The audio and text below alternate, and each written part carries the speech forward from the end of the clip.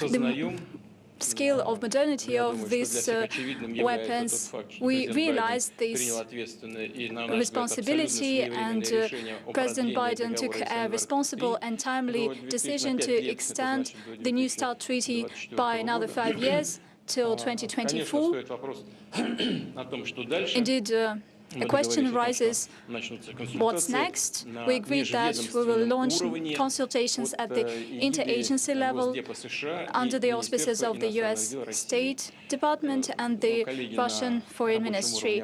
Colleagues at the working level will decide on the makeup of these delegations and the venue for negotiations, as well as the schedule of these meetings. Let's give the floor to foreign journalists. CNN, Matthew Chance. Hi, Matthew Chance from CNN. Thank you very much for giving me this question. First of all, could you characterize the dynamic between yourself and President Biden? Was it hostile or was it friendly? And secondly, throughout these conversations, did you commit to ceasing carrying out cyber attacks on the United States? Did you commit to stopping threatening Ukraine's security? And did you commit to stop cracking down on the opposition in Russia? As for the overall assessment, I believe there's been no hostility. On the contrary, our meeting took place in a constructive spirit. Indeed, we have varied assessments on a number of issues, but both sides expressed their intention to understand each other and to seek common ground. Talks were quite constructive. As for cybersecurity, we agreed that we would begin consultations in this respect. I believe it is extremely important. As for responsibilities and who should take them, let me brief you on matters that are common knowledge, but probably not everybody is aware of that. US sources, I don't want to make a mistake here as to the name of this organization, but the US sources claim that the majority of cyber attacks are made from the US territory. Then a second one is Canada, then 2 Latin American states, and then the UK.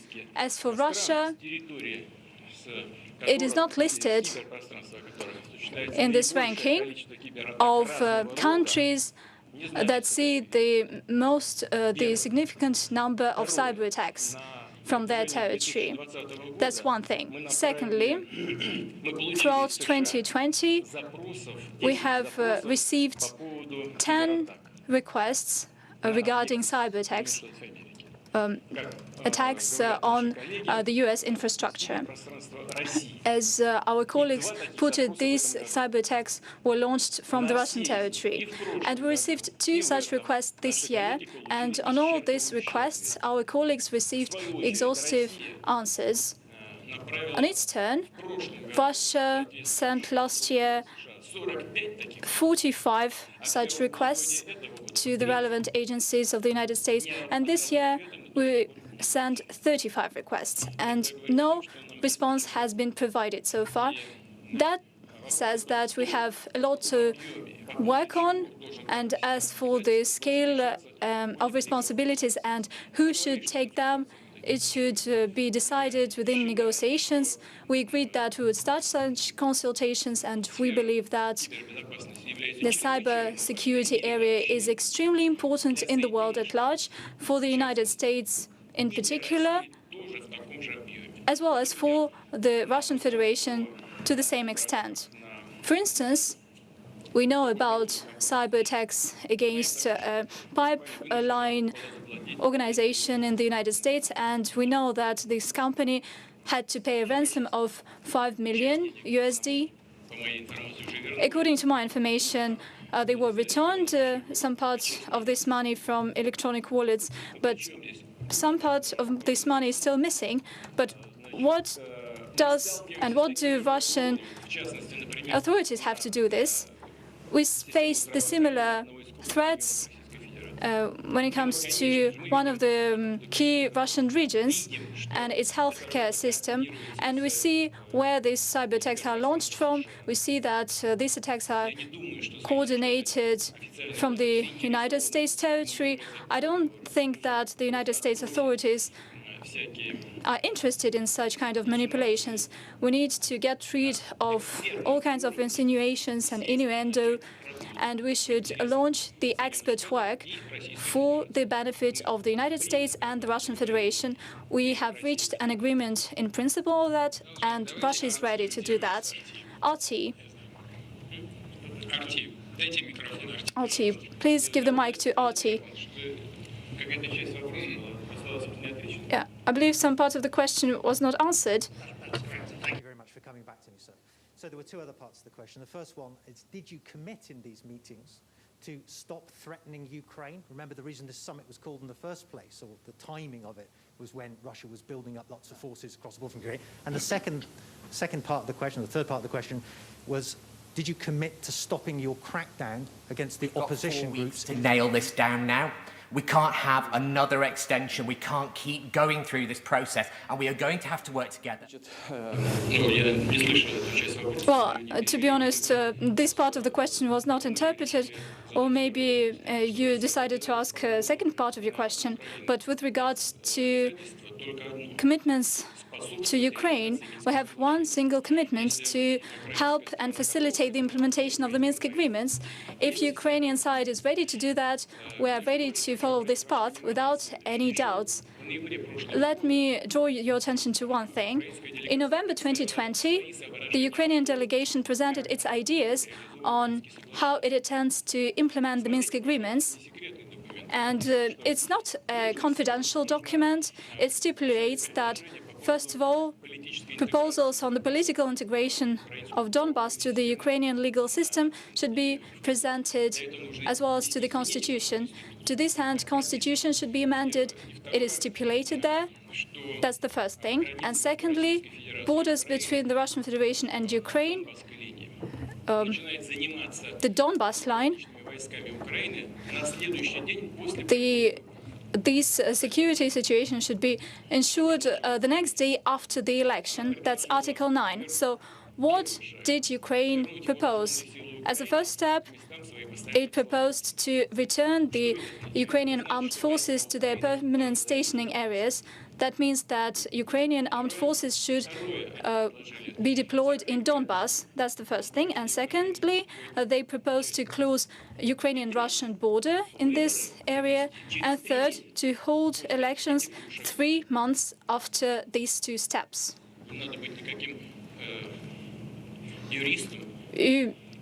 One doesn't need to be a lawyer, and one doesn't need to have a special experience to understand that it hasn't nothing to do with the Minsk agreements. It contradicts fully to the Minsk agreements. So what kind of additional obligations should Russia take here? I believe that the answer is pretty understandable. As for the exercises, we're holding these exercises in our territory, just like the United States does with regard to many drills. But we do not hold our exercises by deploying the military equipment close to the US border. Unfortunately, that's what the American partners are doing with regard to our border. So we need to have these concerns, not them. But this is the subject of discussion and of clarifying positions. With regard to our non-systemic opposition, and a citizen that you have mentioned, first, this person knew full well that he violates the law that exists in Russia, and he had to understand that he is a person that is a repeated offender. He deliberately violated this law.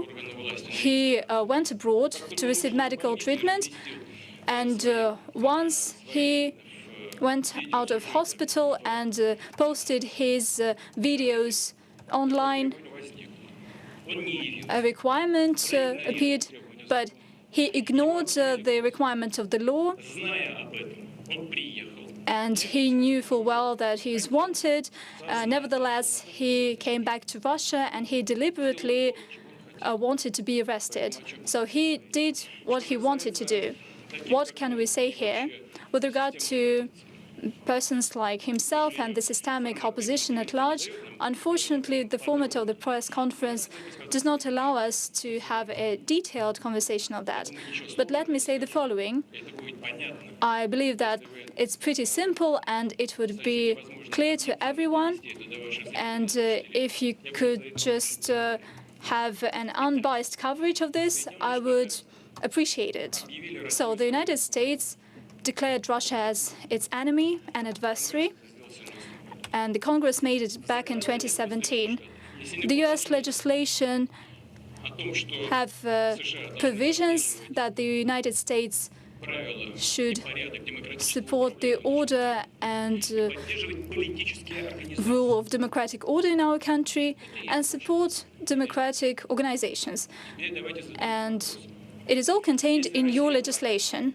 So let us ask a question. If Russia is an enemy, then what kind of organizations would be supported by the United States and Russia?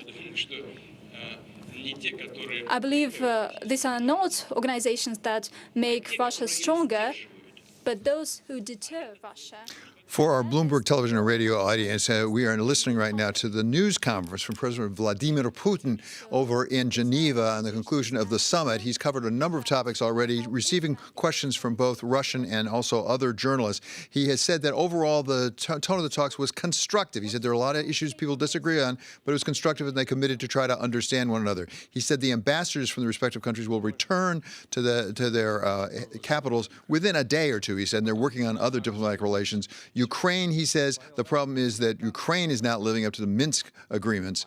He also said on cyber that, in fact, the U.S. and Canada have been responsible for more cyber attacks, and they have tried to cooperate. And finally, on Alexei Navalny, he said he came back to Russia intentionally breaking the law. He wanted to get arrested. We'll return now. This is now, once again, President Vladimir Putin of Russia and the news conference on the occasion of the conclusion of the summit between the United States and Russia. Of course, this is a single press conference because Mr. President Biden will speak later separately. We return now again to Geneva. American relations. It started with a rather harsh statement of his in your his description of you. President Biden has indeed touched on the subject of human rights and the subject of people who think they are fully in tune with the subjects, with this topic in Russia. We've discussed this. We've discussed harsh statements as well. We've heard them. He called me right afterwards. He explained himself, and I was fully all right with what he said. He offered to meet. I mean, this was his initiative. We've met, and once again, the conversation was quite constructive, and I once again understood that President Biden is an experienced statesman. Our one-on-one conversation took almost 2 hours. It's not every world leader that gets this amount of attention. I mean, his predecessor was asked the same question. He evaded this. This president decided to respond to the question directly. And in this, he is very different from President Trump. But look at it this way. Anything that happens in our countries is something that political leadership is responsible for, and the presidents included. Who stands accused of what? Who's the killer? But look at it this way. Look at the American streets. People are getting killed there, including those who are leading the various political organizations. You can get a bullet in the back of your neck. A woman just ran away from the police and they shot her in the back. But take Afghanistan. One single strike can kill to the tune of 120 people. All right, assuming this was a mistake, it happens on a war. But shooting from a drone at an unarmed crowd. Clearly, the civilian crowd. What is this about? How would you call that? And who's responsible for this? And how would you call this person who is the killer now? Or going back to the human rights record. The Guantanamo prison is still operating. It doesn't even start to resemble what is stipulated in the international law or in the US legislation, and yet it exists. Secret CIA prisons across the globe, including those in the European countries, where people were tortured. Well, is this the great human rights record? Oh, I doubt that. Would anyone here would agree that this is how you protect the human rights? But these are facts on the ground. And this is the reality of the politics today. And we understand that this is how it's been done. And on the basis of that, we respond. So when people get funding from abroad to stand for the hidden agenda of those who are paying them, who pays the piper. RT now, please. RT, a question about the Arctic. You've mentioned the discussion on this track, and the United States have been accusing Russia of militarizing the Arctic. And so do the United States allies. In March, State Secretary Blinken voiced his concern. So what have you discussed in detail? We have been listening to a live news conference over in Geneva, Switzerland, of President Putin of Russia, and the conclusion of his summit earlier today, about 3.5-hour summit with President Biden. And he covered a wide range of topics in the time that we listened to him. He said that overall it was a constructive tone to it. At the same time, they disagreed on any number of issues. They agreed that they would try to understand one another and try to find some common ground. He talked about Ukraine and said that the problem with Ukraine is not living up to its agreement. It was actually about the Donbass area. They had an agreement called the Minsk Accords. They're not living up to their side of it. He said, with respect to diplomatic relations, the ambassadors from the two respective countries will return to their capitals in the very near future, perhaps as early as a day or two from now, and they'll keep working on the other consular officials and other people who have been removed. They also said, with respect to cyber, he said that's terribly important. They talked about it. They agreed they'll work on it. At the same time, he said that if you look at it, there are reports that actually suggest that a lot of the cyber attacks come from the United States, not from Russia, and that Russia has been really cooperating with the United States, whereas the United States has not been as cooperative with Russia in turn. They also talked about the fact that President Biden famously called President Putin a killer. And President Putin said, yes, he knows. He got a call from President Biden. He explained it. He's a different man, he said, from President Trump. At the same time, he understands these things, and he's all right with it. And then he said, we have to watch the, I would say, the pot calling the kettle black. He said, look at where people are getting killed. Look at some of the police killings back in the United States. There's a lot of murders going on in the United States. You can continue to follow this as this news conference continues in Geneva on Live Go on your terminal. In the meantime, we want to welcome somebody now who really knows this situation terribly well. She is Jane Harman. She's the president emerita of the Woodrow Wilson Center. She earlier served in Congress from California, including as the ranking member of the House Intelligence Committee, and is the author of, most recently, of Insanity Defense: Why Our Failure to Confront Hard National Security Problems Makes Us Less Safe. Thank you so much, Jane, for being with us and for your patience in waiting through a lot of that news conference. I guess I'm going to rely upon you for a moment to do a little bit of a fact check. What do you make of what we're hearing right now from President Putin? Well, first of all, your summary was excellent. Good for you, David. You're an expert, too. But what I'm making of it is that this was a risky thing for Biden to do. It follows two excellent pieces of his trip.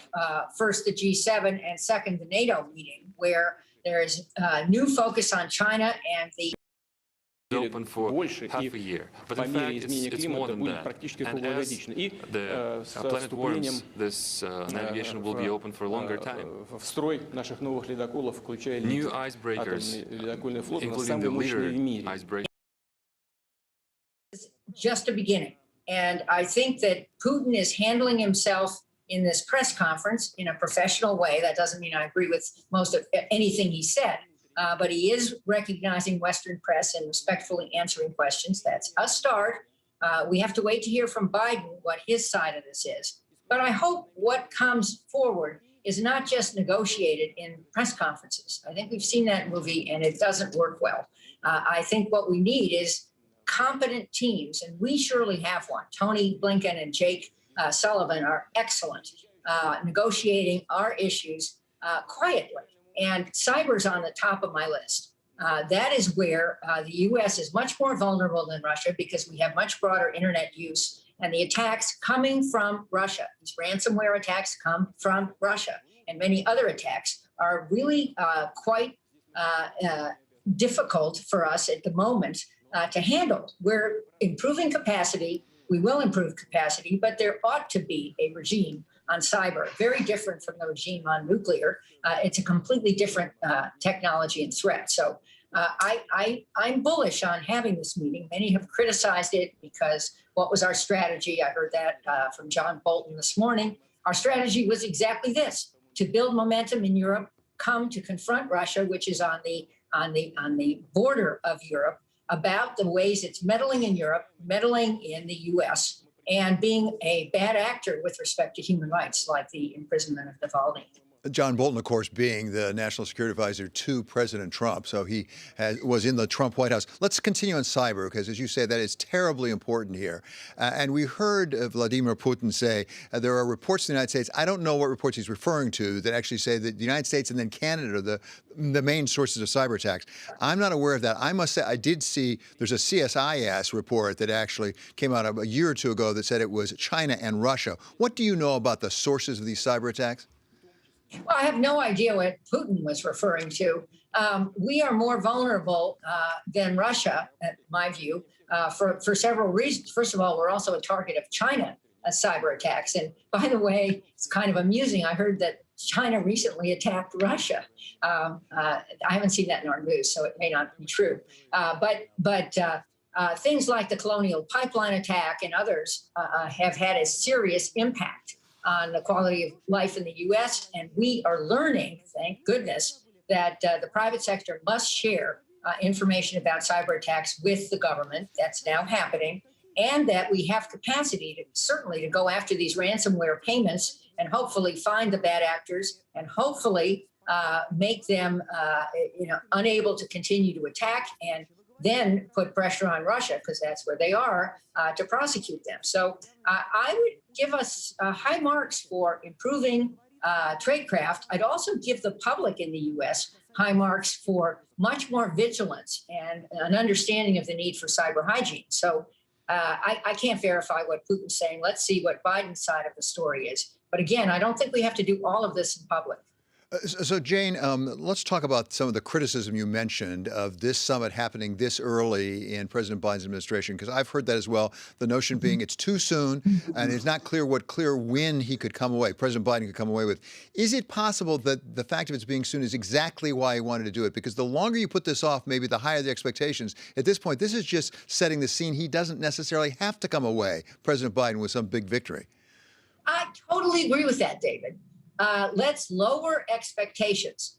The goal here was not, and it's not happening, to have a joint press conference with Putin eating our lunch. I think we've seen that one. The goal here was to establish a new form of communication in person, which Biden is very good at, and to get our entire team deployed to work on a list of issues. As I said, I think cyber's at the top, but let's talk about meddling in Ukraine. Let's talk about Crimea. Let's talk about the Middle East. And I have every expectation that all of these were raised. And let's talk about Navalny. I mean, I think that was in front of the world, a horrific violation of human rights by Vladimir Putin. So I expect this will unfold. Now, let's call this the opening act. And I applaud Biden for wanting the opening act to be on his first major international trip. And on Alexei Navalny, we did hear President Putin asked very directly about that, and he said basically he came back to the country. He basically wanted to get arrested because he violated the law. He didn't mention, by the way, the chemical poisoning. I didn't hear any reference to that in that. But let's talk about a couple maybe upsides here. Maybe we saw in what we heard from Mr. Putin. Number one, getting diplomatic relations back on track with the ambassadors going back to the countries, and number two, a new start, a new 5-year start. I mean, it's not a done deal, but I understood him to say, yes, we'd agreed we're going to start those discussions. We're going to have delegations we'll appoint, we'll figure out a venue, and we'll figure out a timetable. Is that encouraging? Yes, it's encouraging. And what's encouraging about the return of the ambassadors is a return to soft power diplomacy. That's what this whole meeting is about. And I argue in my book that you reference that we have over-militarized our response, our foreign policy since 9/11 over several administrations. And Biden is determined to return to an era which was a lot calmer, where we invested in diplomacy and other forms of soft power. We're staffing up the State Department. We have a very capable team out there. He's well prepared for meetings. By the way, John Bolton, I heard this morning, who was, let's understand, was fired by President Trump, said that Trump never prepared. And you can't do this with an experienced actor like Vladimir Putin, who, as you point out, poisoned Navalny, poisoned others in Europe, and may live up to that one-word appellation that Biden gave him in a conversation a little earlier. Exactly. Finally, I want to come back quickly, Jane, to your book and the title of your book and apply it to this, which is Insanity Defense, Why Our Failure to Confront Hard National Security Problems Makes Us Less Safe. Give me the number one hard national security problem that we need President Biden to resolve or address, at least, with President Putin. Cyber. And I absolutely think it's cyber, because I think that the perfect weapon, to quote David Sanger, the columnist for the New York Times, who wrote a book at the Wilson Center called The Perfect Weapon, is cyber. And we have a lot more to learn. We have more resilience to build, and we have to get much better at protecting our country and responding in ways that deter others from even thinking about either ransomware attacks or other cyber attacks. Okay, Jane, it's always such a great pleasure, particularly today, I must say, to have you with us. That's Jane Harman. She's Wilson Center Distinguished Fellow and President Emerita. And you can continue to watch President Putin on Live Go on the Bloomberg. Plus, we'll have President Biden's news conference, which is expected after Mr. Putin ends his. For Bloomberg First Word News, we go now to Mark Crumpton. David, thank you. And following up on what David and Congresswoman Harman were discussing, Russian President Vladimir Putin says he and President Biden agreed to return ambassadors to posts. This is in a bid to lower tensions between the nations. In Geneva, the leaders wrapped up hours of meetings. Mr. Biden and Mr. Putin negotiated thorny issues such as cybersecurity and political dissidence, which have sharpened the adversarial relationship between the United States and Russia. According to the White House, President Biden will tell President Putin that the United States will respond to actions that conflict with its national interests. France is lifting mandatory mask wearing outside, and on Sunday, the 8-month nightly coronavirus curfew lifts 10 days earlier than expected. France is now registering on average about 3,900 daily virus cases. That's down from 35,000 in the March to April peak. Over 58% of France's adult population has received at least one COVID-19 vaccine dose. Bloomberg's learned that European Union envoys in Brussels have agreed to lift restrictions on non-essential travel for U.S. residents. It's the latest step to a return to normal. While some EU member states already allow vaccinated Americans to visit, the move means that restrictions will be lifted across the bloc.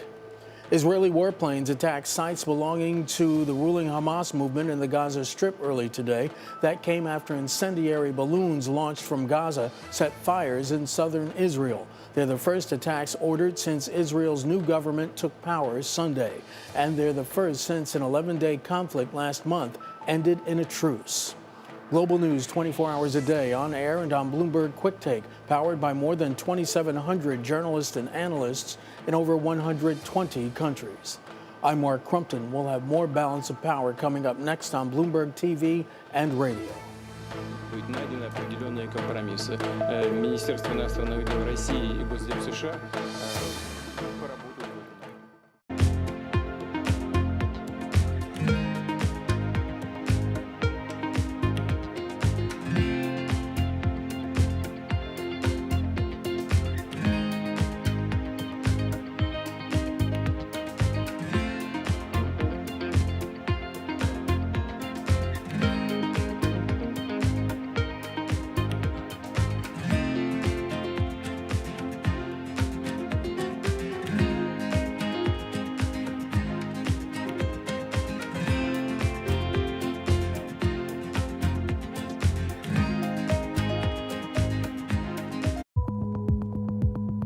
such an interesting new world. The world is changing. For us, it's not about being first, it's about being the best. While everyone is zigging, we're zagging. We feel like we can maybe help people out more. We have an enormous number of big ideas.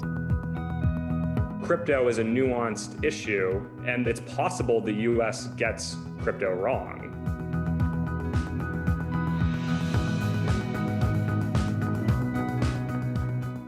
This is a market that over the past few weeks has made it clear it wants to go higher. It got a little spooked by the idea that geopolitical tensions are rising.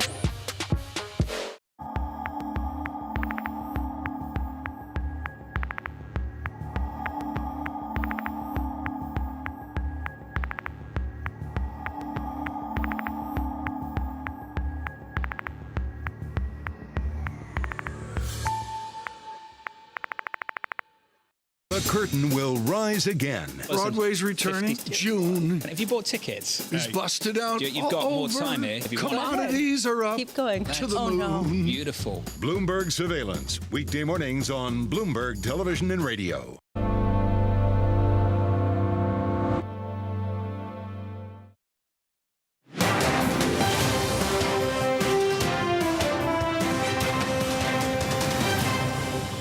This is Balance of Power on Bloomberg Television and Radio. I'm David Weston.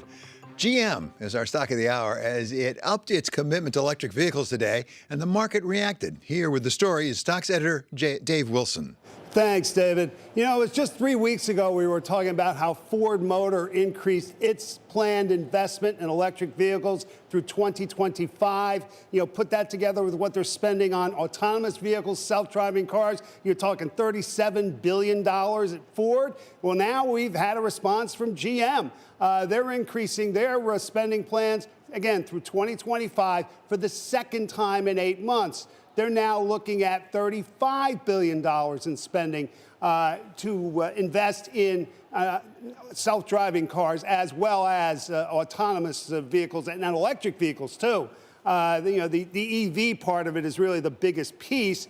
You know, they're talking about building 2 more battery plants in the U.S. They're already working on facilities in Tennessee and Ohio. They've got supply deals with Honda for cars, Wabtec for locomotives, and Navistar for trucks. And looking forward, they're looking at 1 million EVs per year by 2025 and 30 different models at that same time. And also, as well as looking ahead, GM talked about how the first half is doing because they're in a position to make this kind of investment because their business has gotten better. $8.5 to $9.5 billion in earnings before interest and taxes is what they're expecting here. So GM definitely getting noticed, and the shares are higher in response. Yeah, and Dave, obviously this is balance of power, so I have to come back to the government a little bit. One has to wonder whether they would be making this kind of investment if you didn't have the environment for electric vehicles being created by the Biden administration. The prior administration didn't have the same attitude toward electric vehicles. They were coming, but I wonder if they were coming nearly as fast. Well, you know, that becomes a real question because, you know, there are certain pieces of the puzzle that the government is definitely involved in, providing incentives for people to buy the vehicles, talking about now charging stations across the country because you got to be able to fuel up. And, you know, we're talking about plug-ins as opposed to, you know, going to the gas pump. So you put it all together. There's no doubt that government is part of this and the automakers are being encouraged. You know, on top of that, you have the success of Tesla in the electric car business. So it's clear that GM and Ford, too, are really sort of targeting this market. Yeah, and as our stocks editor, at some point the question is, can they get the Tesla multiple? That's really the goal, right? Oh, absolutely, or even come close. I mean, Tesla's multiple isn't what it was a few months back, but nonetheless, it's a whole lot higher than Ford and GM. No question. Thank you so much. Great report from Dave Wilson, our stocks editor. Coming up, Tiffany Wilding of PIMCO takes us through what she's looking for in the Fed's decision that's out at 2 p.m. Eastern Time today. That's that rates decision. This is Balance of Power on Bloomberg Television and on radio.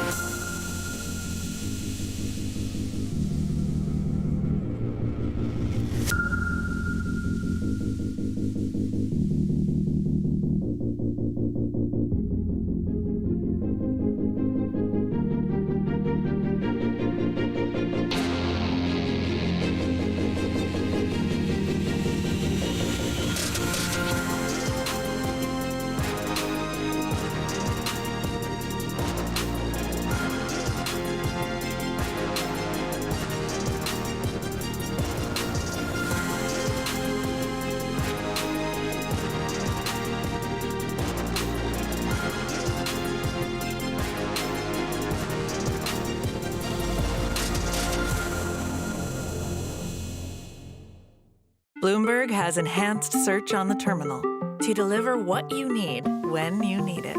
Now, you can simply type phrases in everyday English in the command line. Compare financials. Find people. Analyze markets. You can enter phrases or ask questions. What do you want to know today? Ask a question or visit SearchGo to find answers now.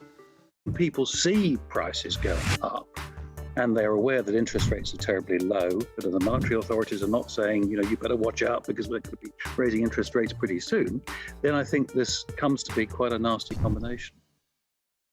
Trading revenues coming in better than expected. Everything cash, $1.4 trillion of cash. One of the most notable aspects of this report that was stellar.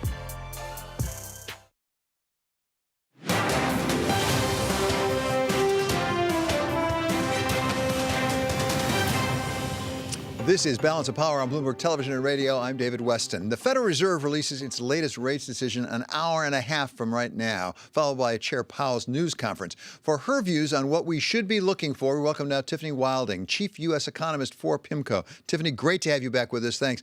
Give us a sense of what you're looking for in what we hear later on this afternoon.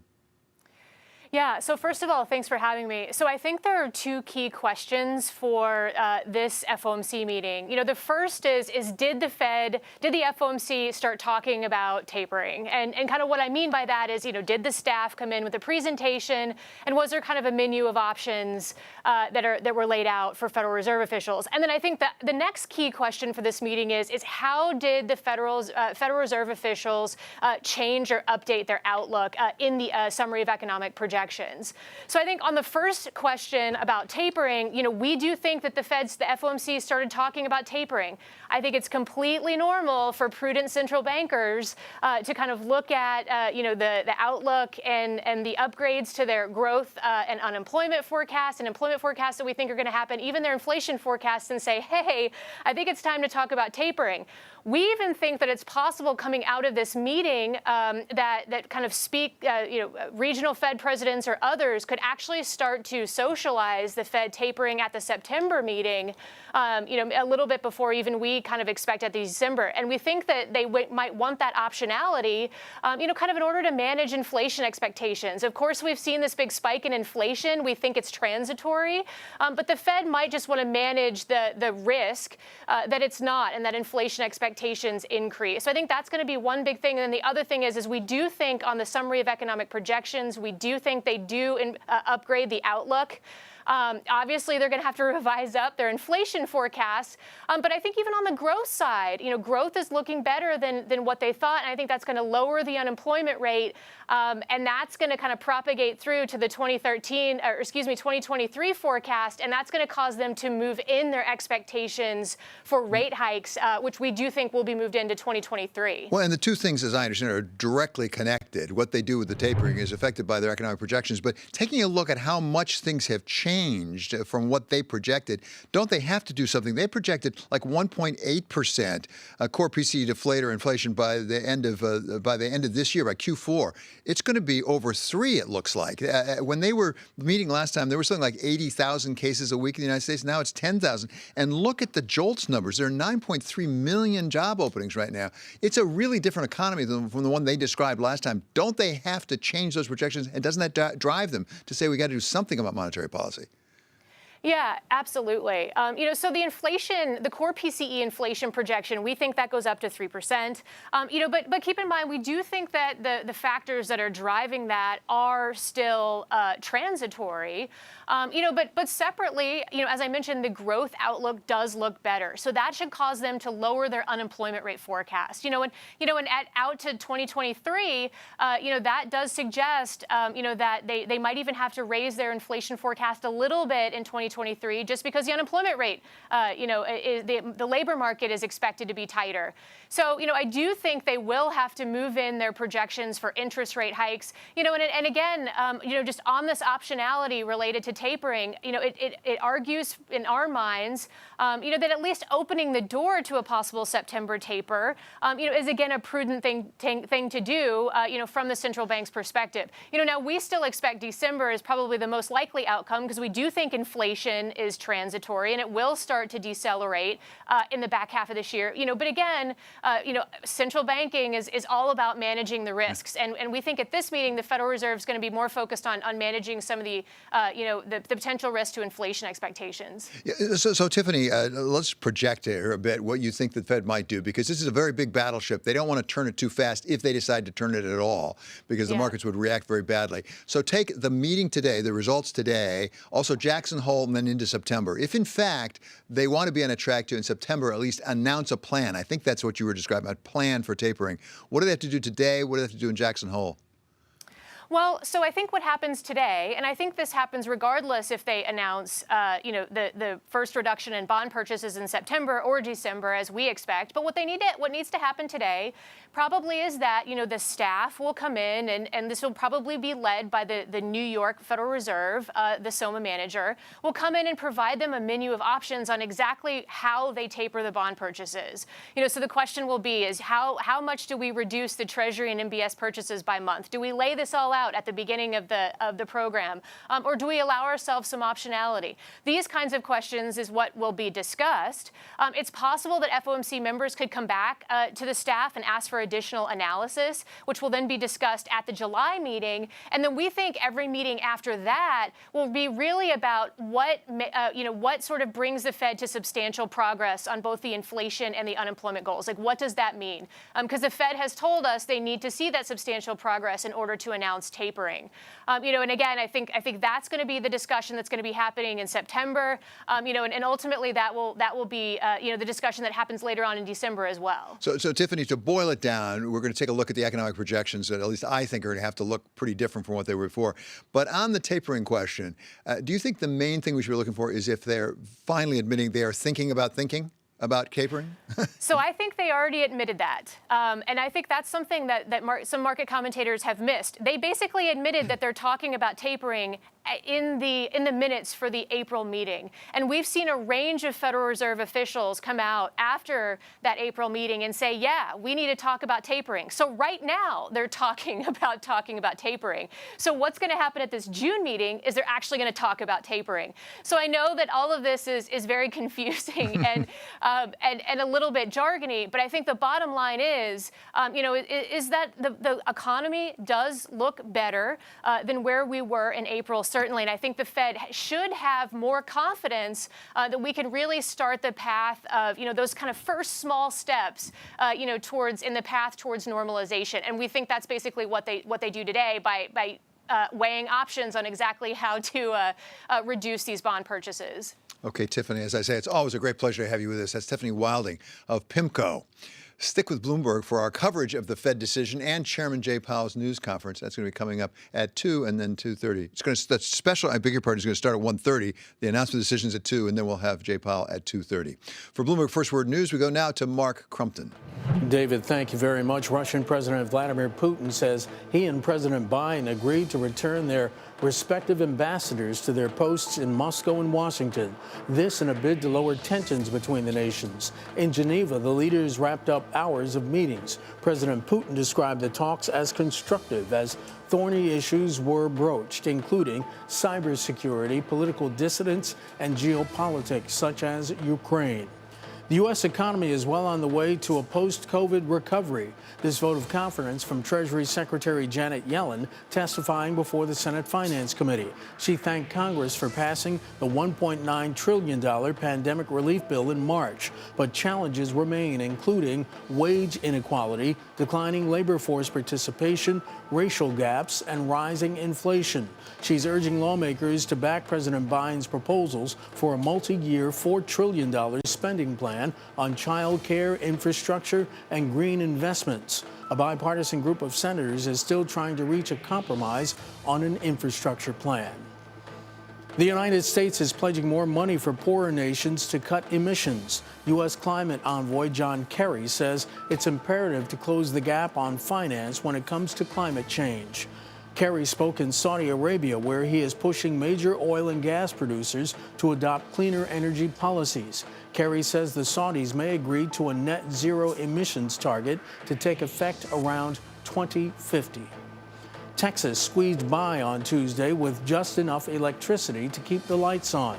Today, the state again faces the prospect of power outages. Temperatures will soar to the high 90s, testing the Texas power grid 4 months after a freak winter storm blacked out millions across the state and left more than 150 people dead. And in California, officials warn soaring temperatures could lead to outages this week. Global news 24 hours a day, on air and on Bloomberg Quick Take, powered by more than 2,700 journalists and analysts in over 120 countries. I'm Mark Crumpton. This is Bloomberg. David? Thanks so much, Mark. Coming up, we talk with a member of the House Foreign Affairs Committee. She is Representative Chrissy Houlihan of Pennsylvania about the Biden-Putin summit that has just ended. This is Balance of Power on Bloomberg Television and on radio.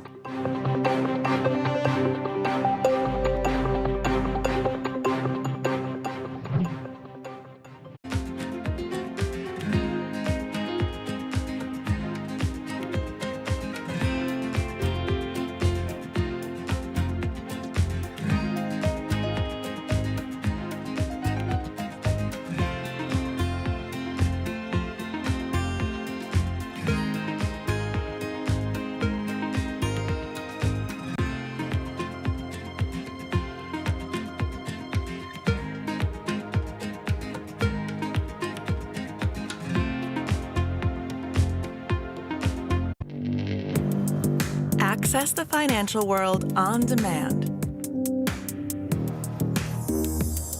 Hear from leading economists, policymakers, and industry experts via live and on-demand webinars, only from Bloomberg. Start exploring to see what's moving the markets. Visit Bloomberg.com/webinars.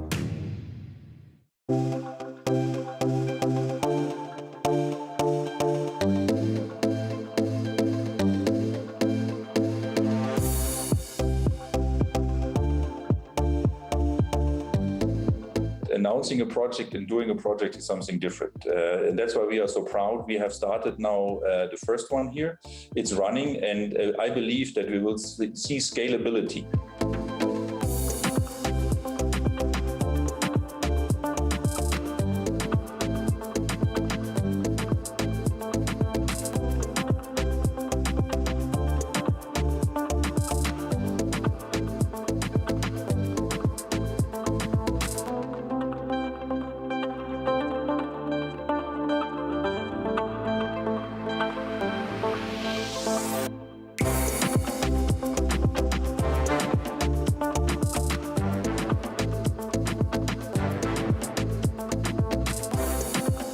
We have now a base to show use cases, so we can develop new cases on how to build a hydrogen economy.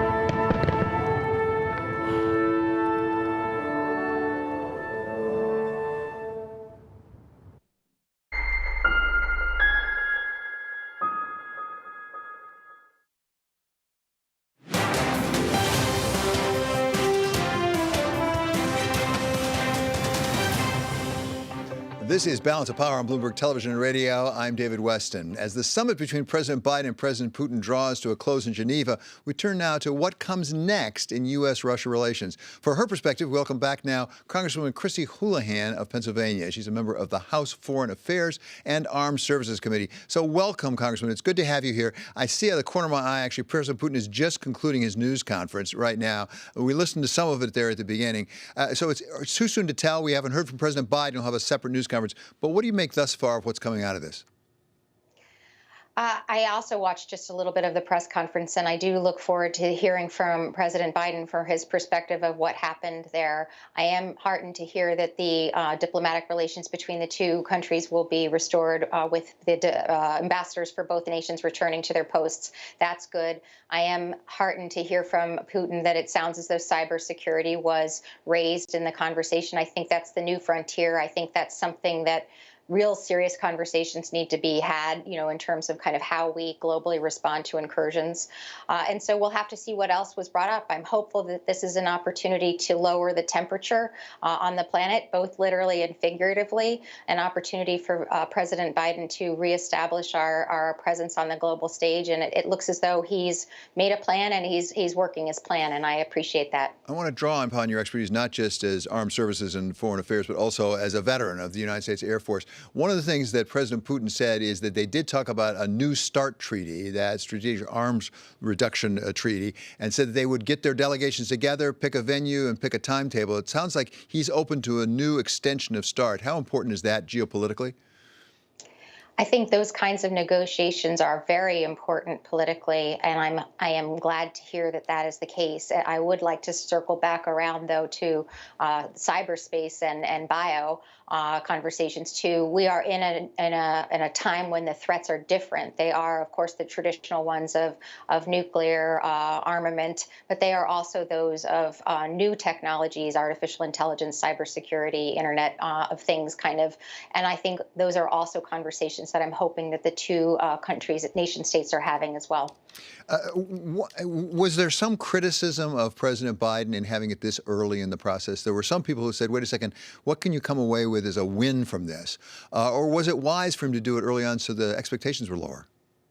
No, I think this was exactly the plan. In fact, reflecting back several years ago, I was a very early endorser of then candidate Biden for exactly this reason. I believe that he's worked effectively his whole life for these moments in time. I think he brings an enormous amount of experience, as does his team, in how to work the world stage. And this is exactly what I would have expected. He first level set everybody with meetings with the G7 and with NATO, and then had the opportunity to meet up with Putin in person. I think that that's exactly what I would have expected when I was in Chile, Iowa, endorsing him a long time ago. What can the Congress do to back up President Biden on cybersecurity? A lot of people think that may be the most important issue on the agenda. Well, I'm, as you mentioned, a member of the Armed Services and Foreign Affairs Committee and a veteran, but I'm also an engineer. I wish that there were more people who were honed in on this in the Congress and were really worried about it. I think we're starting to understand when we've had incursions into our electric grid, into our food supply. We should expect this to be not just irregular, but more regular. And so I'm hoping that we are taking these shots across the bow very, very seriously and are making sure that we are, as a body, as a congressional body, legislating and holding hearings and oversight on this as well. On a somewhat different topic, but certainly international, you have a bill to support the United Nations Population Fund. Tell us about what that is and why that's important. Of course. Several years ago in the last administration, the United States withdrew its support for UNFPA, and this is a global organization that supports maternal health and women's reproductive access. And it, I think, is something that when you speak to national security, it starts, frankly, with the health of women and girls and their families.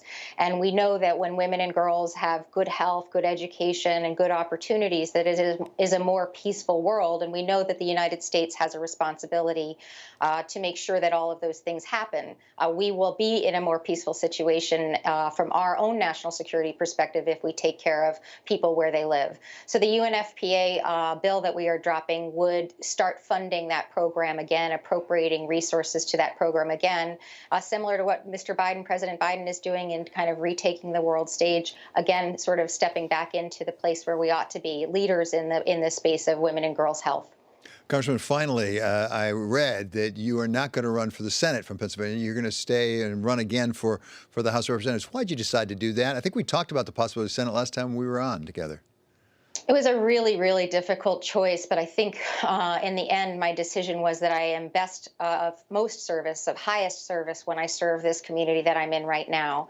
Pennsylvania is a really complicated political place, as you know from the last election, and I think it's really important that I continue to serve in the 6th Congressional District, the people of my community, because there is a lot going on in the political world and the political map of Pennsylvania at this time, and I really want to make sure that the continued service of somebody who understands a purple place like where I come from, that I'm still here. And so that was largely my choice to stay where I am.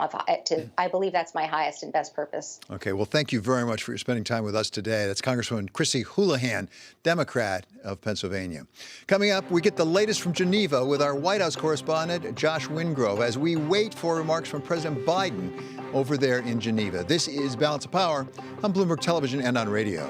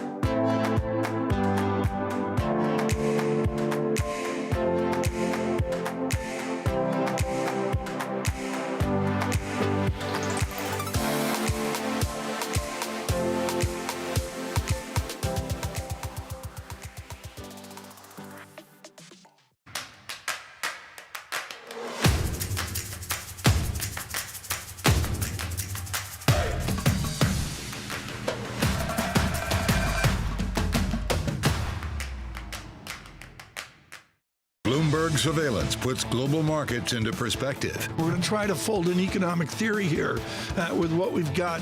Based on data. The focus is going to be on the data, the manufacturing data. How the market responds will be really interesting. Timely conversations. Part of getting out of this hole is big fiscal. Keeping you up to date on trends. When do you take this thing off? So you put it on to take it back off. Wake up with Tom Keene, Jonathan Farrow, and Lisa Abramowitz. Weekday mornings on Bloomberg Television.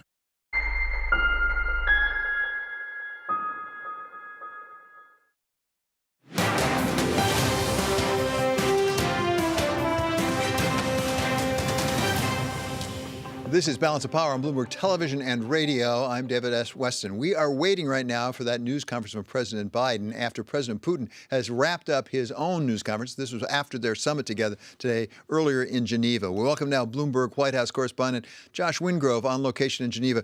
Great to have you with us. Thank you for being with us, Josh. By my rough reckoning, it sounds like it was about 3.5 hours, not 4 to 5 hours. Is that right? Yeah, that's right. And that includes a sizable gap in the middle between the two sessions. They started with that smaller one with just Biden, Putin, Blinken, and Lavrov, and then, of course, went to the half dozen on each side sort of setup. So, shorter than they predicted it would be. President Putin, of course, has spoken or waiting on President Biden. I think one of the takeaways from President Putin's remarks beyond the top lines, which he said it was constructive, et cetera, was that he denied Russia's role or responsibility in cyber attacks. He said the U.S. is more of a cyber criminal, essentially, than Russia is. And I think that will be something that we'll hear from President Biden about, because, of course, we've had these high-profile ransomware attacks where Biden has publicly said that the perpetrators were in Russia, not Russian government, but being essentially harbored by the Russian government, and reading between the lines of Putin's response, it sounds like he's not going to do much about that. So that raises the question of, okay, well, what will Biden do if and when that sort of thing happens again? So just a little bit of editorializing here for our radio audience. We're actually looking at the shot now where President Biden will appear, looking out over Lake Geneva with two big American flags, a blue stage. It's a beautiful shot. Just editorializing as a TV person here. It's very different from President Putin's inside a closed room that was also blue, by the way. So Josh, one of the questions I had is, where did they make progress? Because it appeared that President Putin did say they're going to get their ambassadors back to their respective capitals and they're going to work on the rest of the diplomatic corps. And even the START treaty, the Strategic Arms Reduction Treaty, they're going to try to get a renewal of. Yeah, absolutely. I mean, this is in keeping with the expectations. They sort of really tried to downplay the likelihood of any sort of grand, big silver bullet type situation. Instead, we're playing small ball in essence, and Biden is the type that thinks, all progress is progress. So you mentioned the ambassadors. Russia sort of recalled its ambassador when the U.S. kicked out some diplomats. In turn, the U.S. ambassador left Moscow. Putin says that there's a deal for both of those to return in the coming days, essentially immediately to those jobs. That's one thing. They're going to launch these working groups. It's been unclear so far what the solution on New START is. That, of course, expires in about 5 years or so. So they're sort of worried about what comes next on that. But broadly speaking, I think President Biden saw this as a chance, and we'll hear from it shortly, as you say, in his framed by American flag shot here shortly, a short distance away from me here. This was about lines in the sand for Joe Biden. He wanted a mile marker because if and when he alleges Putin does something in the future, Putin, of course, being a guy that walks pretty close to the line or steps over it regularly, then he sort of, I think Biden will have, in his view, moral legitimacy to respond, having come to this meeting, laid out his values and priorities and done so on the heels of meeting with NATO and the G7 as well. So he thinks he's got the wind at his back, essentially, to sort of lay down his lines and see what Putin does. Well, and here briefly at the end, Josh, just talk a little bit about the staging this thing, because we keep saying we're going to hear from President Biden. They didn't appear together. It usually is an advantage to have the second up, essentially, because President Putin put a lot of facts out there, including the U.S. as a worse instigator of cyber attacks. Basically, is President Biden going to be fact-checking some of what President Putin said? Yeah, I think a little bit. It looks like he might have some prepared remarks off the top that may be a bit of a readout. I mean, as of now, the stories that are out of the summit are from the mouth of Vladimir Putin, more or less. So I guess he got that's the advantage that he gets. But now Biden gets the last word. This has been a long trip for Biden. He's, of course, had sort of essentially his fourth summit, G7, NATO, Europe, and now this. Foreign policy is clearly a passion of his. One of the fears going into it, actually, was that there would be maybe too much equivalency. Right. And he started it by saying there's two great powers. So Josh, we're going to have to leave it there. Thank you so much to Bloomberg's Josh Wingrove over in Geneva. Once again, we're waiting for President Biden's news conference, which will be provided on Live Go on your terminal. This is Balance of Power on Bloomberg Television and on radio.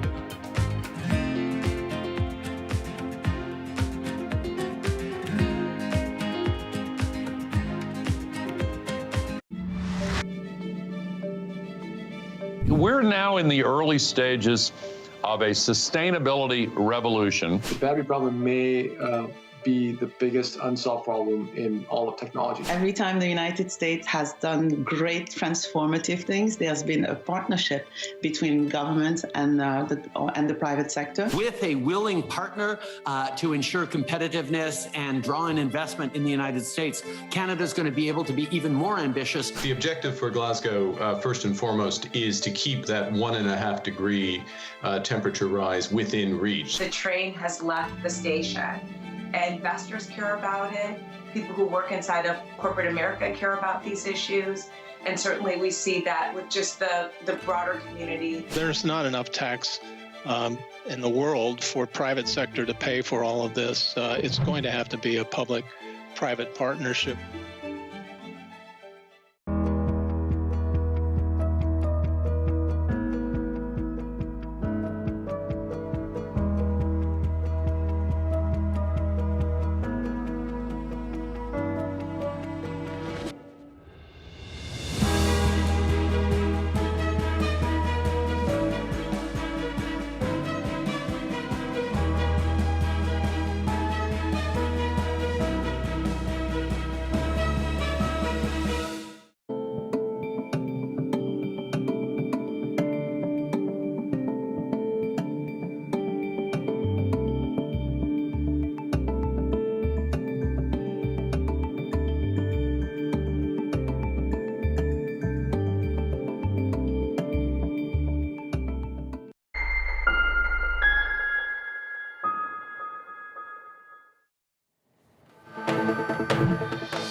I'm Mark Crumpton with Bloomberg's First Word News.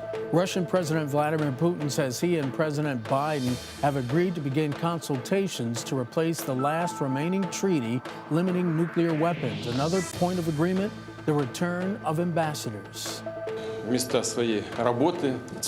regards to return of ambassadors to their workplaces, return of American ambassador to Moscow and our ambassador to Washington, we agreed that they would return to their service, to their duties. As for the timeline, tomorrow or the day after, this is pure technicality. And President Putin described his talks with President Biden as constructive as he and Mr. Biden broached thorny issues, including cybersecurity and political dissidents. Utah Republican Senator Mitt Romney says he is optimistic about striking an infrastructure deal. He's part of the Senate bipartisan group negotiating a compromise package. Still, impatient House Democrats say they're ready to move ahead without Republicans if there's no deal by the end of next week. The White House says no deadline has been set for a deal. The U.S. economy is well on the way to a post-COVID recovery. This vote of confidence from Treasury Secretary Janet Yellen testifying before the Senate Finance Committee. She thanked Congress for passing the $1.9 trillion pandemic relief bill in March. But challenges remain, including wage inequality, declining labor force participation, racial gaps, and rising inflation. She's urging lawmakers to back President Biden's proposals for a multi-year $4 trillion spending plan on child care, infrastructure, and green investments. A bipartisan group of senators is still trying to reach a compromise on an infrastructure plan. Global news 24 hours a day on air and on Bloomberg Quick Take, powered by more than 2,700 journalists and analysts in over 120 countries. I'm Mark Crumpton. This is Bloomberg.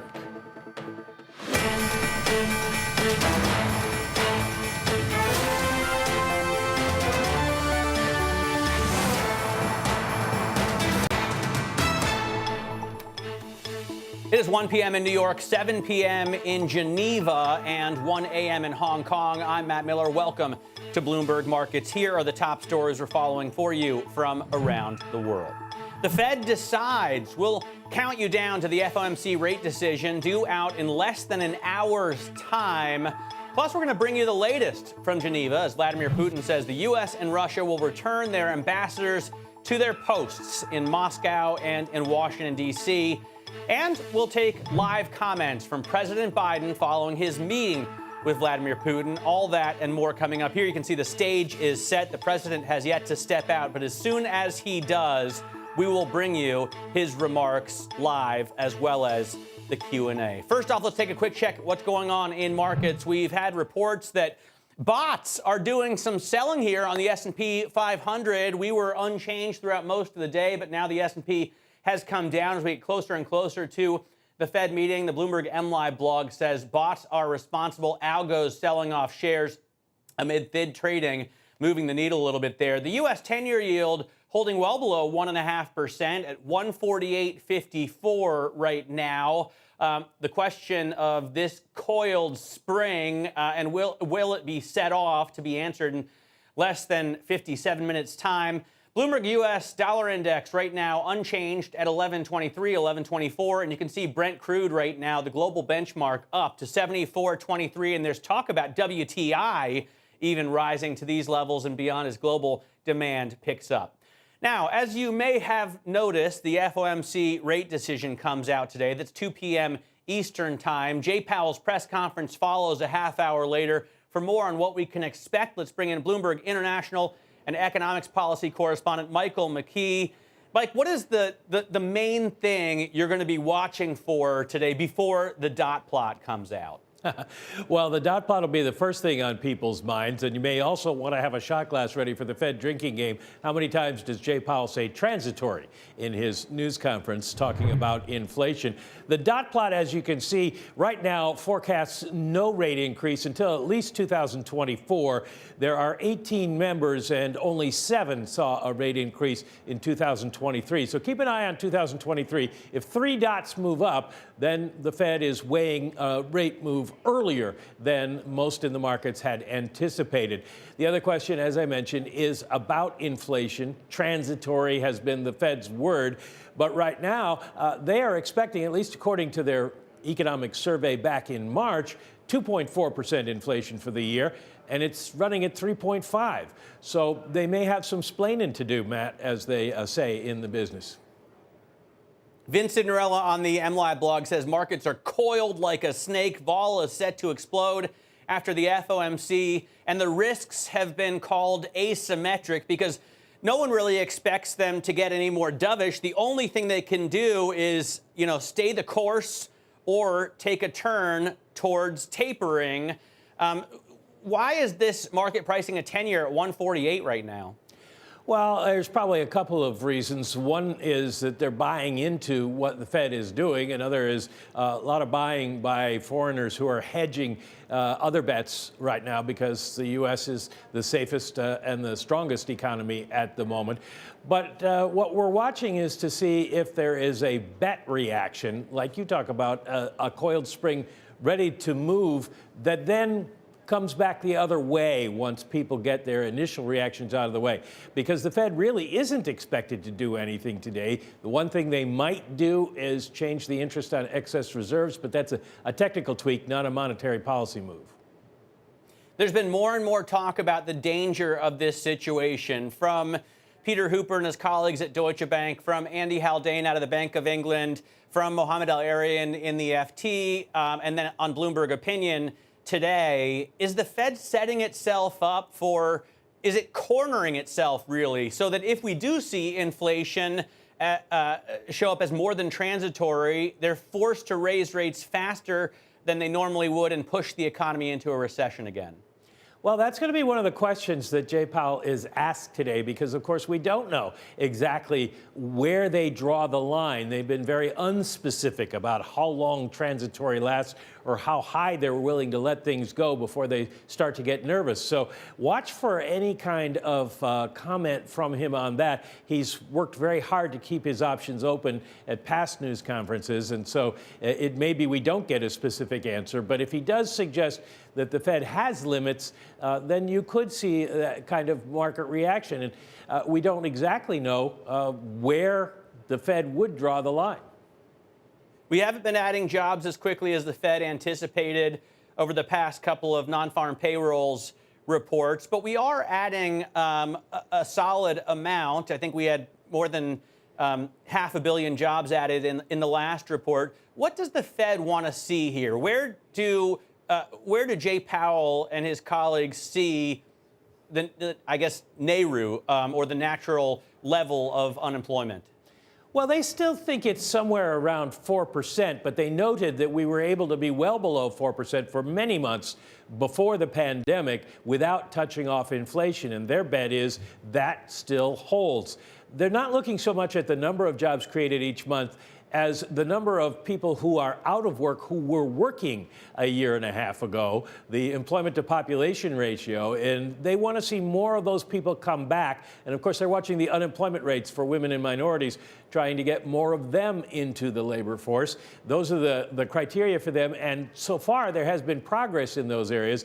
The question is it substantial further progress, which is the phrase that Jay Powell has used to talk about when they might want to start tapering?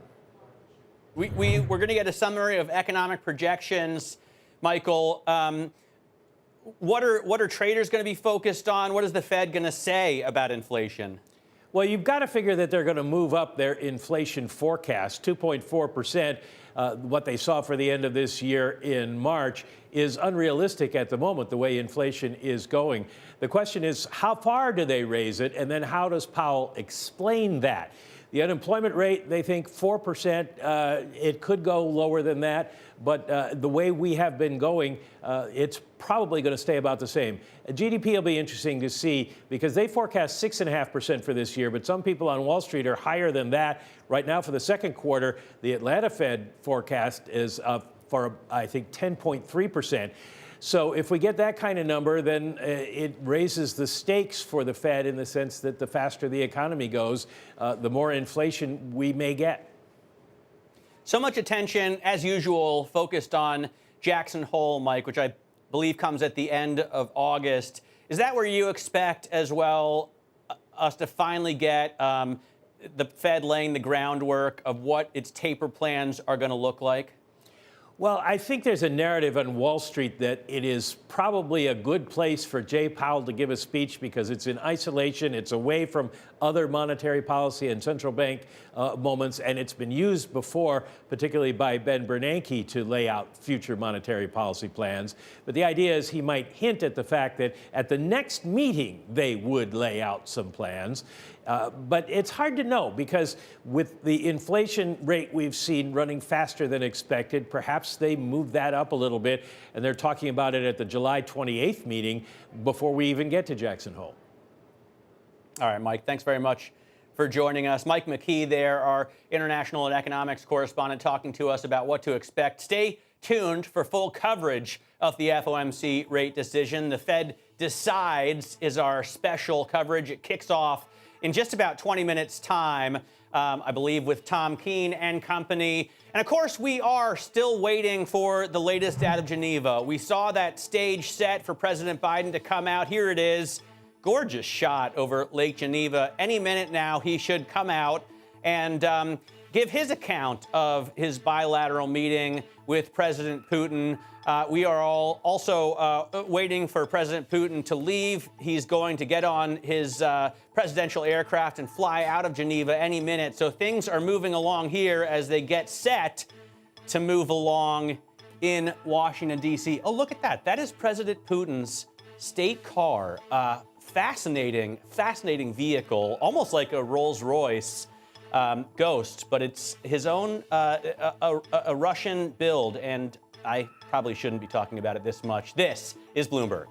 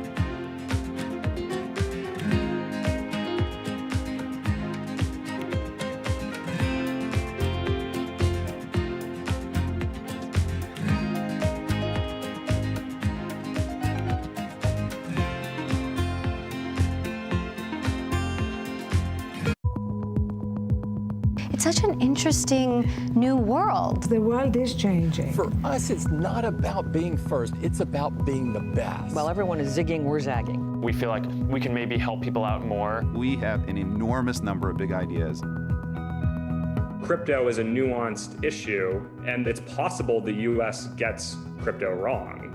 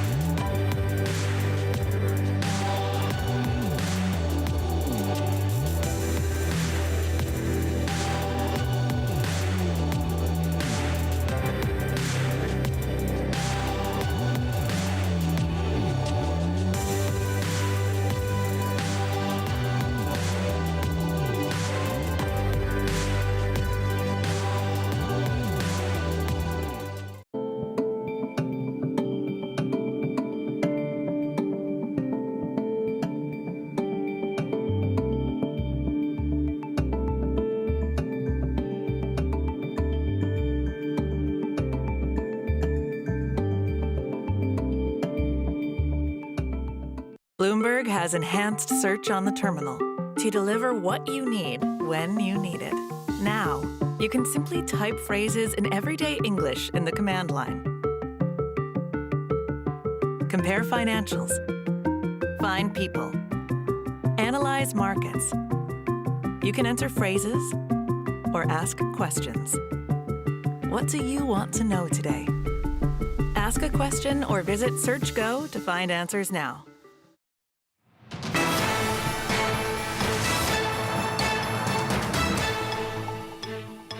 This is Bloomberg Markets. I'm Matt Miller. President Biden, of course, set at any moment now to walk out on stage at Geneva and hold his conference following the summit with Russian President Vladimir Putin. There you see the shot overlooking Lake Geneva, everybody sitting and waiting for the president to come out. Bloomberg White House correspondent Josh Wingrove is on location live in Switzerland. And Josh, let's first sum up what we heard from President Putin. The headline, I guess, is that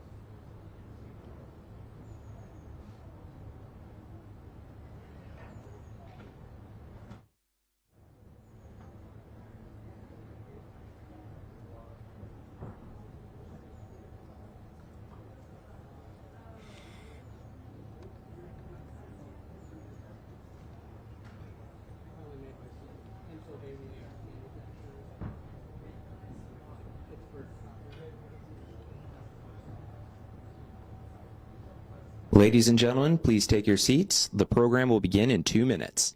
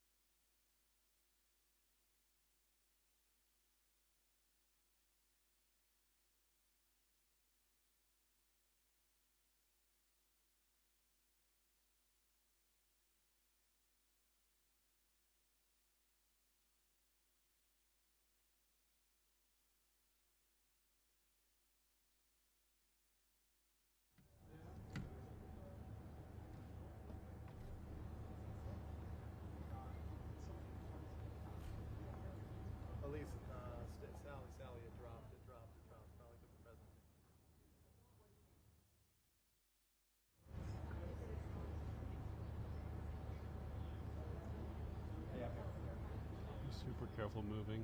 Everything is like shaking a lot. Like it's shaking the man cam, it's shaking my cam.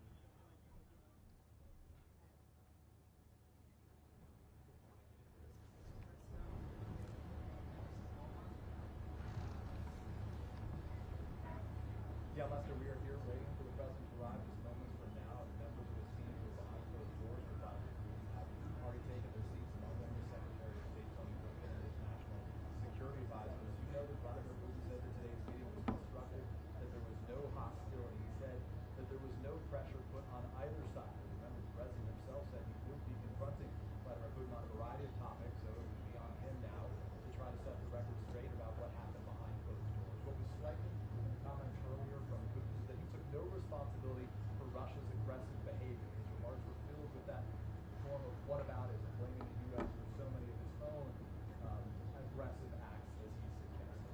Their meeting lasting roughly 3+ hours, the White House saying it would go 4 to 5 hours was their expectation. So either it was efficient or there was nothing left to say. Lester?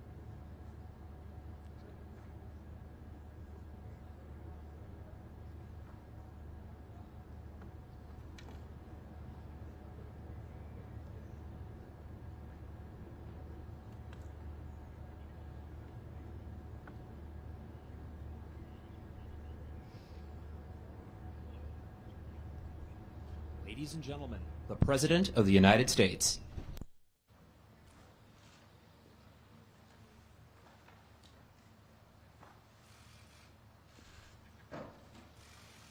Been a long day for y'all. I know it was easy getting into the pre-meeting. There was no problem getting through those doors, was it? Was there? Anyway, hello everyone. Well, I've just finished the last meeting of this week's long trip, the U.S.-Russian summit. And I know there were a lot of hype around this meeting, but it's pretty straightforward to me, the meeting. One, there's no substitute, as those of you who have covered me for a while know, for face-to-face dialogue between leaders. None. And President Putin and I had share a unique responsibility to manage the relationship between two powerful and proud countries. A relationship that has to be stable and predictable. And we should be able to cooperate where it's in our mutual interest.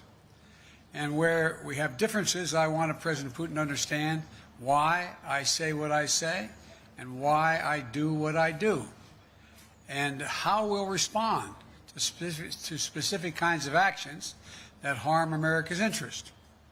Now, I told President Putin my agenda is not against Russia or anyone else. It's for the American people.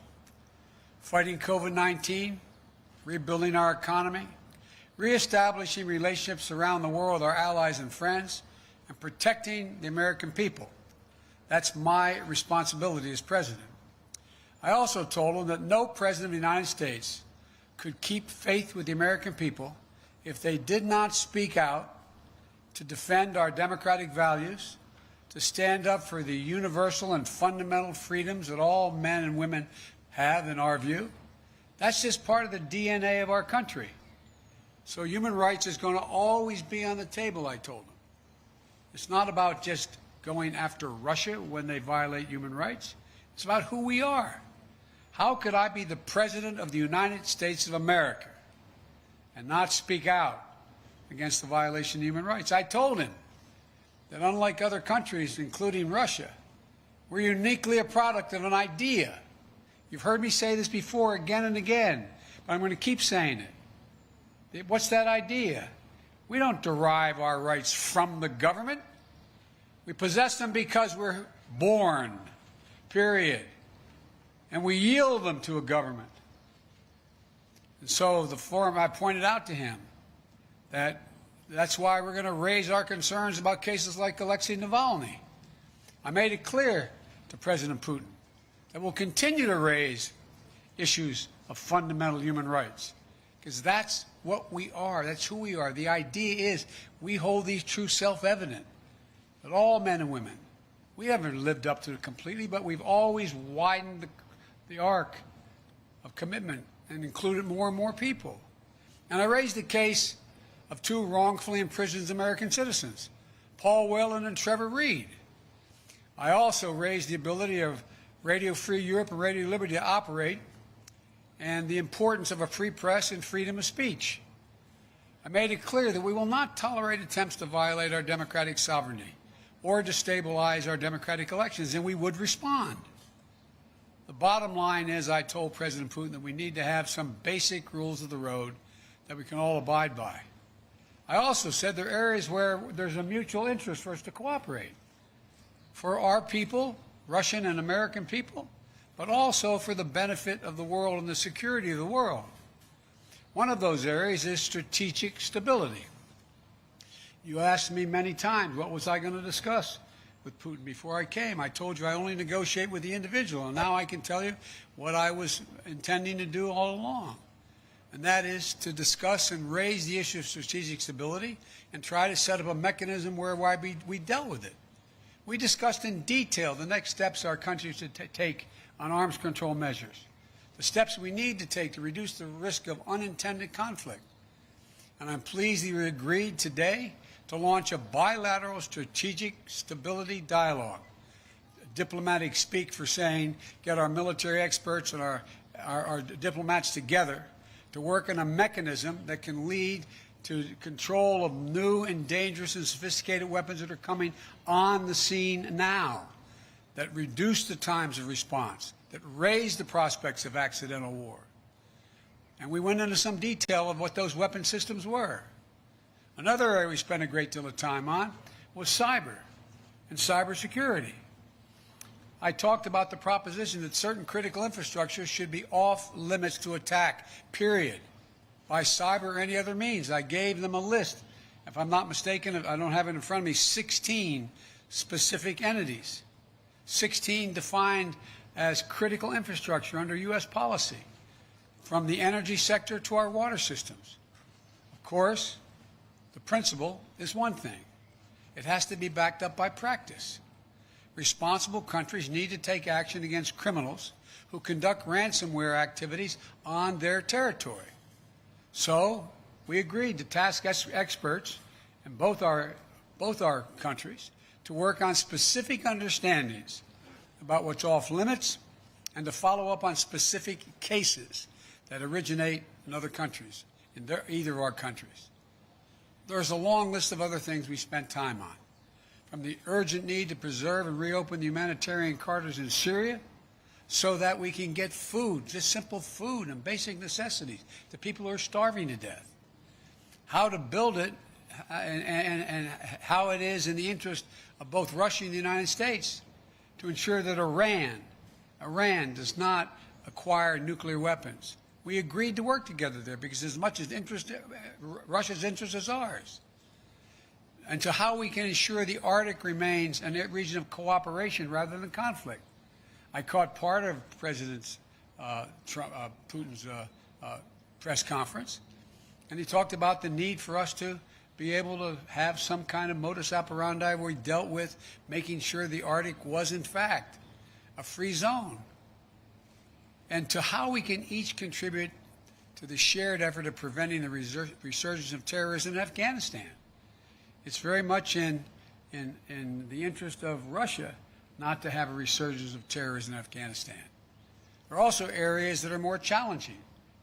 I communicated the United States' unwavering commitment to the sovereignty and territorial integrity of Ukraine. We agreed to pursue diplomacy related to the Minsk agreement. And I shared our concern about Belarus. He didn't disagree with what happened. He just has a different perspective of what to do about it. But I know you have a lot of questions, so let me close with this. It was important to meet in person, so there can be no mistake about or misrepresentations about what I wanted to communicate. I did what I came to do. Number one, identify areas of practical work our two countries can do to advance our mutual interest and also benefit the world. Two, communicate directly that the United States will respond to actions that impair our vital interest or those of our allies. And 3, to clearly lay out our country's priorities and our values so we heard it straight from me. And I must tell you, the tone of the entire meetings, I guess it was a total of 4 hours, was good, positive. There wasn't any strident action taken. Where we disagreed, I disagreed, stated where it was. Where he disagreed, he stated. But it was not done in a hyperbolic atmosphere. That is too much of what's been going on. Over this last week, I believe, I hope, the United States has shown the world that we are back, standing with our allies. We rallied our fellow democracies to make concerted commitments to take on the biggest challenges our world faces. And now we've established a clear basis on how we intend to deal with Russia and the U.S.-Russian relationship. There's much more work ahead. I'm not suggesting that any of this is done. We've gotten a lot of business done on this trip. And before I take your questions, I want to say one last thing. Folks, look, this is about how we move from here. I listened to, again, a significant portion of what President Putin's press conference was. And as he pointed out, this is about practical, straightforward, no-nonsense decisions that we have to make or not make. We'll find out within the next 6 months to a year whether or not we actually have a strategic dialogue that matters. We'll find out whether we work to deal with everything from release of people in Russian prisons or not. We'll find out whether we have a cybersecurity arrangement that begins to bring some order. Because look, the countries that most are likely to be damaged failure to do that are the major countries. For example, when I talked about the pipeline that cyber hit for $5 million, that ransomware hit in the United States, I looked at him and I said, well, how would you feel if ransomware took on the pipelines from your oil fields? He said it would matter. This is not about just our self-interest. It's about a mutual self-interest. I'll take your questions, and as usual, folks, they gave me a list of the people I'm going to call on. So, Jonathan, Associated Press. Thank you, sir. U.S. intelligence has said that Russia tried to interfere in the last 2 presidential elections and that Russia groups are behind hacks like SolarWinds and some of the ransomware attacks you just mentioned. Putin, in his news conference just now, accepted no responsibility for any misbehavior. Your predecessor opted not to demand that Putin stop these disruptions. So what is something that concrete, sir, that you achieved today to prevent that from happening again, and what were the consequences you threatened him? Whether I stopped it from happening again, he knows I will take action, like we did when this last time out. What happened was we, in fact, made it clear that we were not going to continue to allow this to go on. The end result was we ended up withdrawing, they ended up withdrawing ambassadors. We closed down some of their facilities in the United States, etc. He knows there are consequences. And look, one of the consequences that I don't know, I shouldn't say this, unfair of me. I suspect you may all think doesn't matter. But I'm confident matters to him, and other world leaders of big nations. His credibility worldwide shrinks. Let's get this straight. How would it be if the United States were viewed by the rest of the world as interfering with the elections directly of other countries, and everybody knew it? What would it be like if we engaged in activities that he is engaged in? It diminishes the standing of a country that is desperately trying to make sure it maintains its standing as a major world power. And so it's not just what I do, it's what the actions that other countries take, in this case Russia, that are contrary to international norms. It's the price they pay. They are not able to dictate what happens in the world.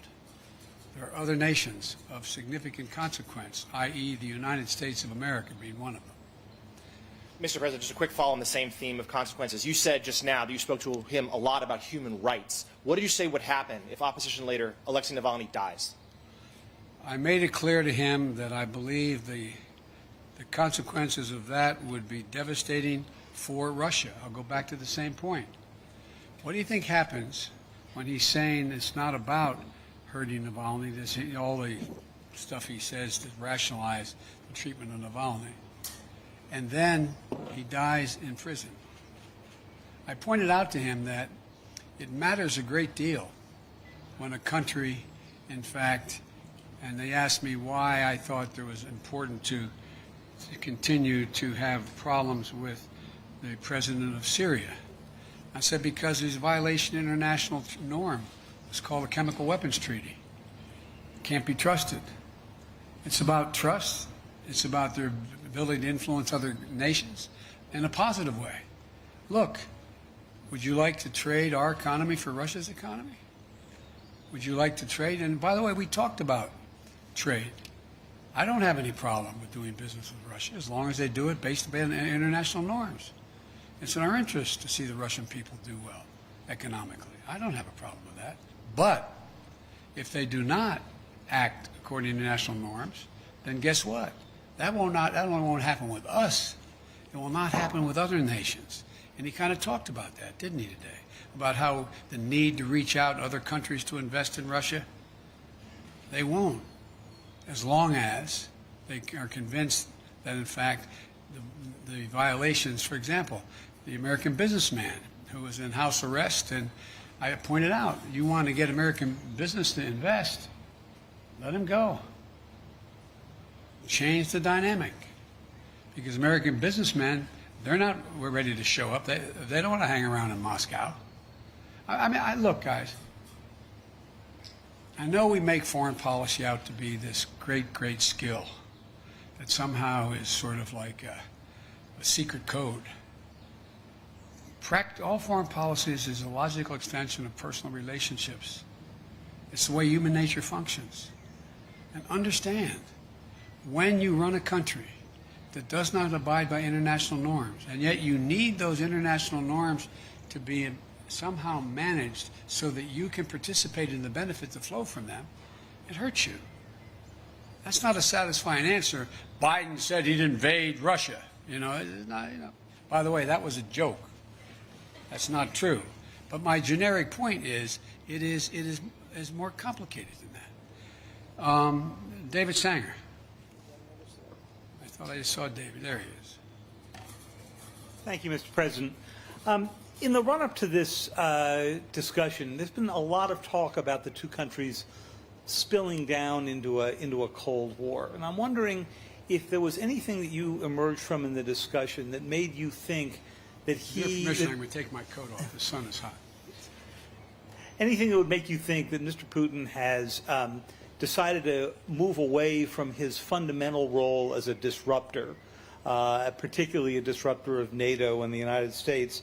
And if I could also just follow up on your description of how you gave him a list of critical infrastructure in the United States, did you lay out very clearly what it was that the penalty would be for interfering in that critical infrastructure? Did you leave that vague? Did he respond in any way to it? Let me answer I'll answer your second question first. I pointed out to him we have significant cyber capability, and he knows it. He doesn't know exactly what it is, but it's significant. And if in fact they violate these basic norms, we will respond. Cyber. He knows, in the cyber way. Number two, I think that the last thing he wants now is a Cold War. Without quoting him, which I don't think is appropriate, let me ask you a rhetorical question. You got a multi-thousand-mile border with China. China is moving ahead, hell-bent on election, as they say, seeking to be the most powerful economy in the world, the largest, and the most powerful military in the world. You're in a situation where your economy is struggling. You need to move it in a more aggressive way than in terms of growing it. And I don't think he's looking for a Cold War with the United States. I don't think it's about as I said to him, I said, your generation and mine are about 10 years apart. This is not a kumbaya moment, as they used to say back in the 60s in the United States, like, let's hug and love each other. But it's clearly not in anybody's interest, your country's or mine, for us to be in a situation where we're in a new Cold War. And I truly believe he thinks that. He understands that. But that does not mean he's ready to, quote, figuratively speaking, lay down his arms and say, come on. He still, I believe, is concerned about being, quote, encircled. He still is concerned that we, in fact, are looking to take him down, etc. He still has those concerns. But I don't think they are the driving force as the kind of relationship he's looking for with the United States. Jennifer Jacobs.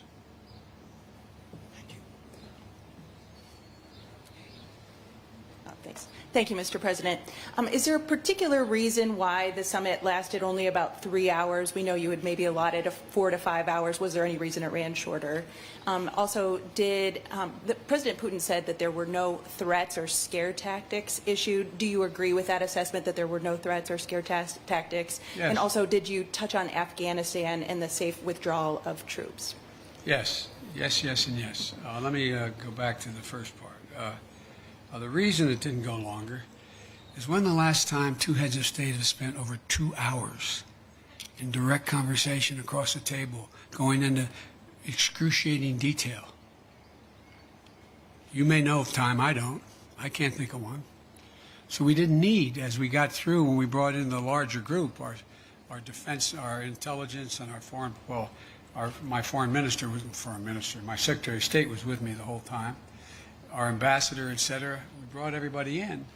We had covered so much. And so there was a summary done by him and by me of what we covered. Lavrov and Blinken talked about what we had covered.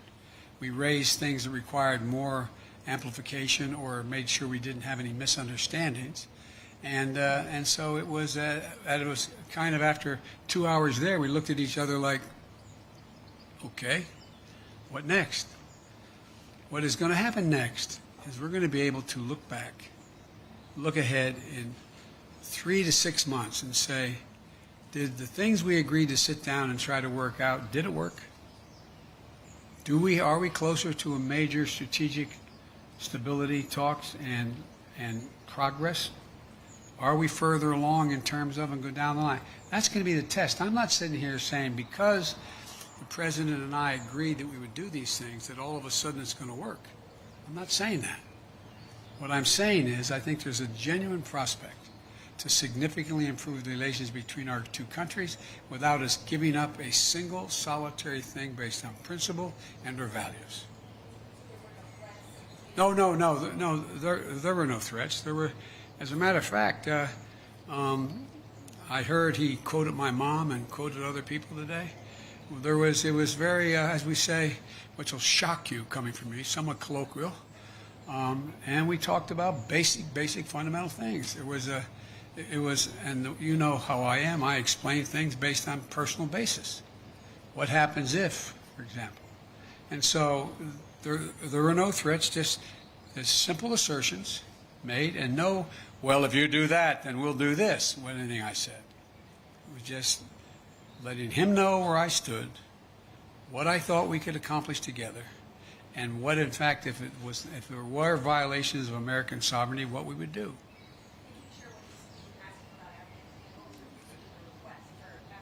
No, he asked us about Afghanistan. He said that he hopes that we're able to maintain some peace and security, and I said that has a lot to do with you. He indicated that he was prepared to, quote, help on Afghanistan. I won't go into detail now, and help on Iran, and help on, and in return, we told him a lot what we wanted to do relative to bringing some stability and economic security, or physical security, to the people of Syria and Libya. So we had those discussions. Yamiche. Thanks so much, Mr. President. You say that you didn't issue any threats? Were there any ultimatums made when it comes to ransomware? And how will you measure success, especially when it comes to these working groups on Russian meddling and on cybersecurity? Well, it's going to be real easy. They either, for example, on cybersecurity, are we going to work out where they take action against the ransomware criminals on Russian territory? They didn't do it. I don't think they planned it in this case. And are they going to act? We'll find out. Will we commit? What can we commit to act in terms of anything affecting, violating international norms that negatively affects Russia? What are we going to agree to do? And so I think we have real opportunities to move. And I think that one of the things that I noticed when we had the larger meeting is that people who are very, very well informed started thinking, you know, this could be a real problem. What happens if that ransomware outfit were sitting in Florida or Maine and took action, as I said, on their single lifeline to their economy, oil? It'd be devastating. And they're like, you could see them kind of go, oh, we'd do that, but like, whoa. So it's in everybody's interest that these things be acted on. We'll see, though, what happens from these groups we put together. The third one, yes, go ahead. Mr. President, when President Putin was questioned today about human rights, he said the reason why he's cracking down on opposition leaders is because he doesn't want something like January 6th to happen in Russia. And he also said that he doesn't want to see groups formed like Black Lives Matter. What's your response to that, please? My response is kind of what I communicated, but I think that's a ridiculous comparison. It's one thing for literally criminals to break through cordon, go into the Capitol, kill a police officer, and be held unaccountable. And it is for people objecting and marching on the Capitol and saying, you are not allowing me to speak freely. You are not allowing me to do A, B, C, or D. And so they're very different criteria. Steve Holland, Reuters. President Putin said he was satisfied with the answer about your comment about him being a killer. Could you give us your side on this? What did you tell him? He's satisfied. Why would I bring it up again? And now that you've talked to him, do you believe you can trust him? Look, this is not about trust. This is about self-interest and verification of self-interest. That's what it's about. So I virtually almost anyone that I would work out an agreement with that affected the American people's interest, I don't say, well, I trust you, no problem. Let's see what happens. You know, as that old expression goes, the proof of the pudding's in the eating. We're going to know shortly. Igor, Radio Free Europe and Radio Liberty. Hello, Mr. President. Hello, Mr. President. You want to go in the shade? You can't. Can you see? Thank you. Yeah. All right. Yeah. I think you know attacks in civil society and the free press continue inside Russia. Yes. For example, Radio Free Europe. Yes. Radio Liberty, Voice of America, Current Time TV channel where I work, branded foreign agents, and several other independent media. So we are essentially being forced out in Russia 30 years after President Yeltsin invited us in. My question is, after your talks with President Putin, how interested do you think he is in improving the media climate in Russia? I wouldn't put it that way, in terms of improving the climate. I would, in fact, put it in terms of how much interest does he have in burnishing Russia's reputation that is viewed as not being contrary to democratic principles and free speech. That's a judgment I cannot make. I don't know.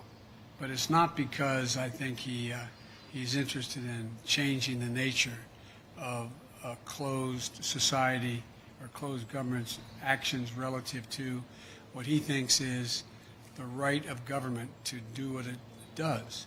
It's a very different approach.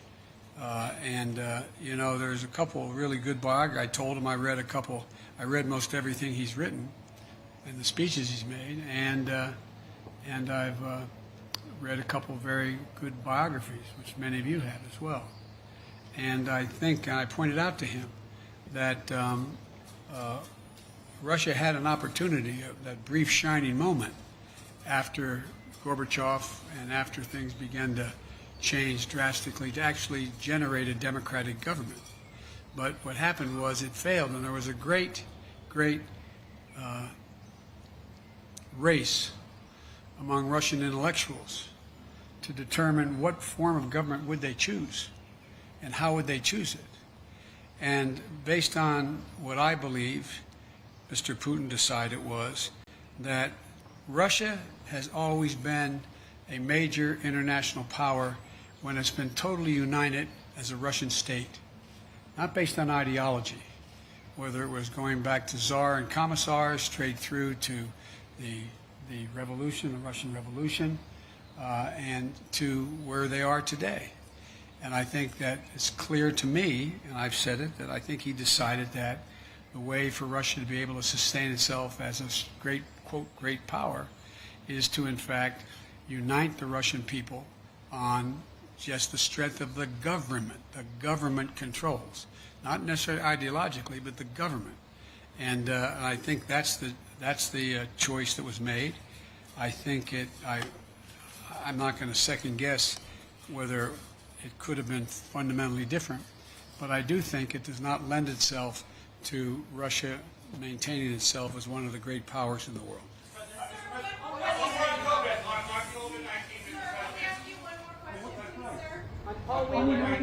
Thank you, sir.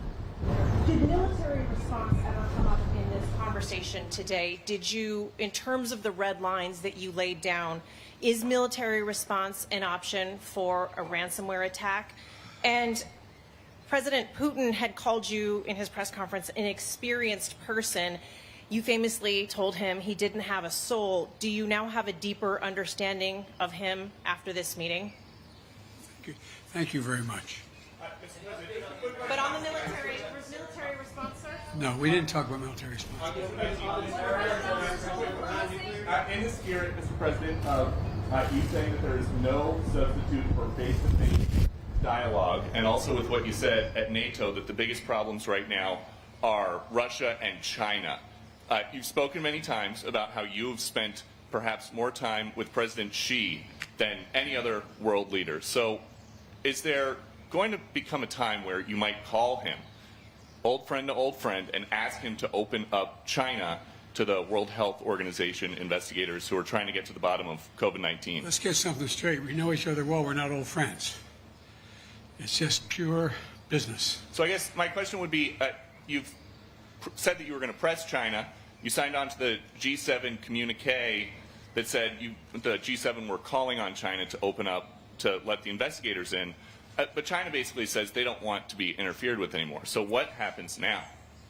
The impact, the world's attitude toward China as it develops. China's trying very hard to project itself as a responsible and very, very forthcoming nation.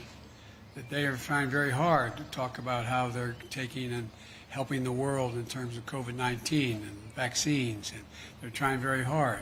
Look, certain things you don't have to explain to the people of the world. They see the results. Is China really actually trying to get to the bottom of this? One thing we did discuss, as I told you, in the EU and at the G7 and with NATO. What we should be doing, and what I'm going to make an effort to do, is rally the world to work on what is going to be the physical mechanism available to detect early on the next pandemic and have a mechanism by which we can respond to it and respond to it early. It's going to happen. It's going to happen, and we need to do that. Thank you. What did Putin say about Paul Whelan and Trevor Reed? What if you're not one of the 16? What did he say about Paul Whelan and Trevor Reed? I say again, we can't hear you. I said the families of the detained Americans came up and we discussed it. We're going to follow through with that discussion. I am not going to walk away on that issue. Why are you so confident he'll change his behavior, Mr. President? Yeah, I'm not confident he'll change behavior. What the hell? What do you do all the time? So when did I say I was confident? You said in the next 6 months you'll be able to determine. What I said was, let's get it straight.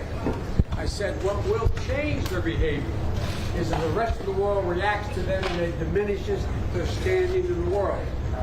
I'm not confident of anything. I'm just stating a fact. But given his past behavior has not changed, and in that press conference after sitting down with you for several hours, he denied any involvement in cyber attacks. He downplayed human rights abuses. He even refused to say Alexei Navalny's name. So how does that account to a constructive meeting as President Putin framed? You don't understand that. You're in your own business. It's a summit with China next. Cool, we need to load. Cool, we need to load quickly. Let's go. Quickly, cool. Y'all get home safe.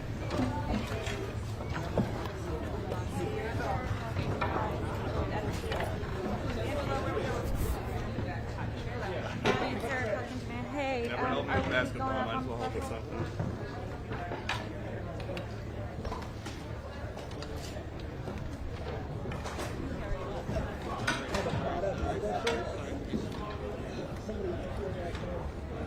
Thank you.